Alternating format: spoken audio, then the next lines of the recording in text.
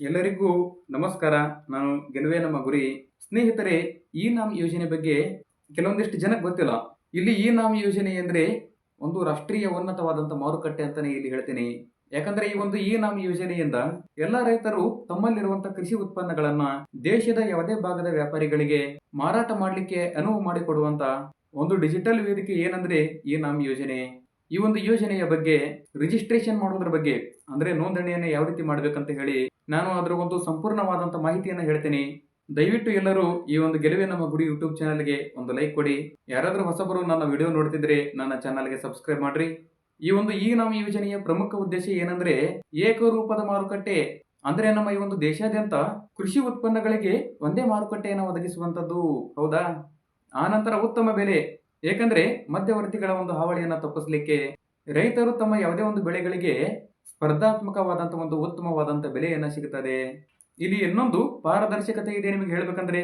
ಅದು ಯಾವ ರೀತಿ ಅಂದ್ರೆ ಇದರ ಒಂದು ಹರಾಜು ಪ್ರಕ್ರಿಯೆ ಆನ್ಲೈನ್ ಮುಖಾಂತರ ನಡೆಯುವುದರಿಂದ ಒಂದು ಒಳ್ಳೆಯದಾಗಿರುವಂತಹ ಪಾರದರ್ಶಕ ಇರುವುದೇ ಈ ಒಂದು ಇನಾಮ್ ಯೋಜನೆಯಲ್ಲಿ. ಆನಂತರ ಇದರಲ್ಲಿ ನೇರ ಪಾವತಿಯನ್ನ ಕೂಡ ಇದೆ ಹೇಳ್ಬೇಕಂದ್ರೆ. ಇದು ಯಾಕಂದ್ರೆ ಮಾರಾಟವಾದಂತಹ ಒಂದು ಹಣವನ್ನ ನೇರವಾಗಿ ರೈತರ ಒಂದು ಬ್ಯಾಂಕ್ ಖಾತೆಗಳಿಗೆ ಜಮೆ ಆಗುತ್ತದೆ. ಆದರೆ ಈ ಒಂದು ಇ-ನಾಮ್ ಯೋಜನೆಯಲ್ಲಿ ಯಾವ ರೀತಿಯಾಗಿ ರಿಜಿಸ್ಟ್ರೇಷನ್ ಮಾಡ್ಕೋಬೇಕು ಅಂದ್ರೆ ನೋಂದಣಿ ಯಾವ ರೀತಿ ಮಾಡ್ಕೋಬೇಕಂತ ಹೇಳಿ ಸ್ಟೆಪ್ ಬೈ ಸ್ಟೆಪ್ ನಾನು ಮಾಹಿತಿಯನ್ನು ಹೇಳ್ತೀನಿ.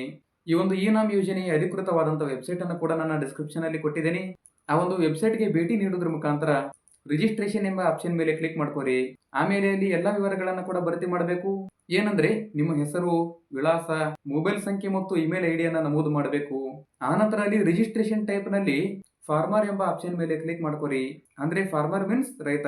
ಅಲ್ಲಿ ನಿಮ್ಮಲ್ಲಿರುವಂತಹ ಒಂದು ದಾಖಲೆಗಳನ್ನ ಅಪ್ಲೋಡ್ ಮಾಡಬೇಕು. ಅಂದ್ರೆ ಅಲ್ಲಿ ನಿಮ್ಮ ಒಂದು ಆಧಾರ್ ಕಾರ್ಡ್ನ ವಿವರಗಳನ್ನ ನೀಡಿ ಬ್ಯಾಂಕ್ ಪಾಸ್ಬುಕ್ ಪ್ರತಿ ಜೊತೆಗೆ ಅದರ ಒಂದು IFSC ಕೋಡ್ನು ಕೂಡ ಇರಬೇಕು. ಅದನ್ನ ಸ್ಕ್ಯಾನ್ ಮಾಡಿ ಅಪ್ಲೋಡ್ ಮಾಡಬೇಕು. ಇದನ್ನ ಯಾವುದರ ಸಲುವಾಗಿ ಮಾಡ್ಬೇಕಂದ್ರೆ ಅಲ್ಲಿ ಜಮೆ ಮಾಡುವಂತಹ ಒಂದು ಹಣದ ಮೊತ್ತವನ್ನ ನಿಮ್ಮ ಒಂದು ಬ್ಯಾಂಕ್ ಖಾತೆಗಳಿಗೆ ನೇರವಾಗಿ ಜಮೆಯಾಗಲಿಕ್ಕೆ ಇದು ತುಂಬಾ ಸುಲಭವಾಗುತ್ತದೆ.